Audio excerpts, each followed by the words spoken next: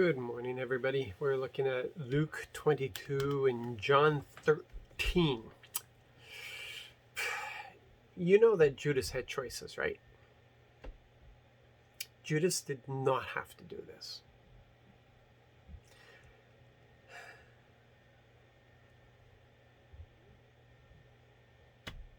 Judas, for me, is just a constant reminder that it can go wrong for all of us. See, because Judas was in there, in the thick of it. He saw everything that all the other disciples saw.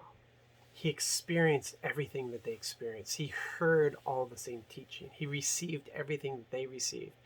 And get this, when Jesus sent out the 12, Judas was one of them. When he sent them out with his authority, and they came back with reports of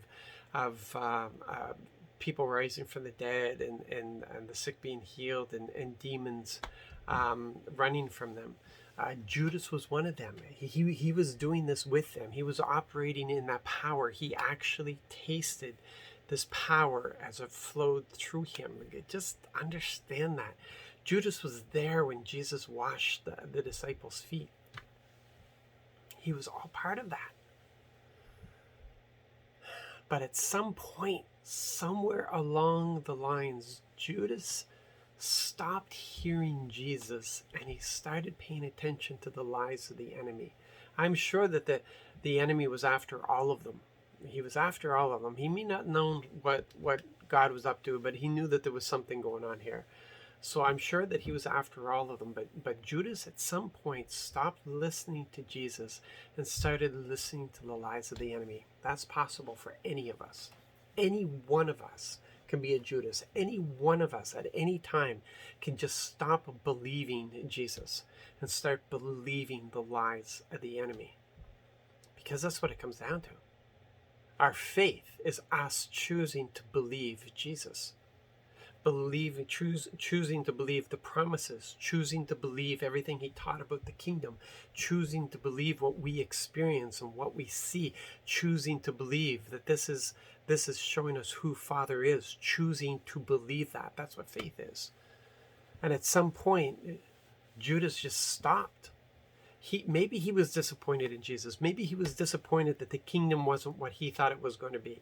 Maybe he was disappointed that it wasn't happening fast enough. Maybe he was disappointed because he didn't see any great military rising up, because they say that he did belong to the Zealots. So yeah, it's just, and here he was, and just like that. But it didn't have to be him. It did not have to be Judas. But it became him. It became who he was. He became a traitor. Because it was the choice he made. Actually, none of us are tricked into anything. We can't say he was tricked by the enemy. He was hearing the truth every day. But he chose the lies. It's like Eve. Eve wasn't tricked into anything. The enemy came in and told her a half lie. And she actually spoke the truth. She spoke the truth. And then the enemy came out with a full-out lie. And Eve had a choice in that moment. She had a choice. Just to take God at his word, just to listen to what he said and reject the enemy, reject those lies, or to consider what the enemy was saying, which meant that she was turning her back on God. See, you don't know what you're going to face in your life. Your life isn't over yet. You don't know what's yet to come. And you don't know if there's going to be times where you're so thoroughly disappointed that you may entertain the lies of the enemy. And all I want to say to you is that the only defense you have is your faith. Believe. Believe you are saved. Believe you are loved. Believe and act on that belief. You've got your helmet of salvation. Nothing should be able to touch your mind. You got the breastplate of righteousness. You just doing what is right will defend your heart, will protect your heart. Just doing what is right. Doing what is right according to Father.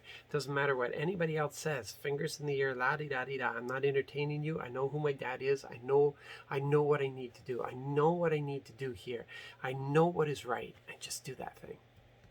Do that thing. Don't betray Jesus. Don't betray the King. He loves you too much. He loves you too much. He doesn't need another one to break his heart.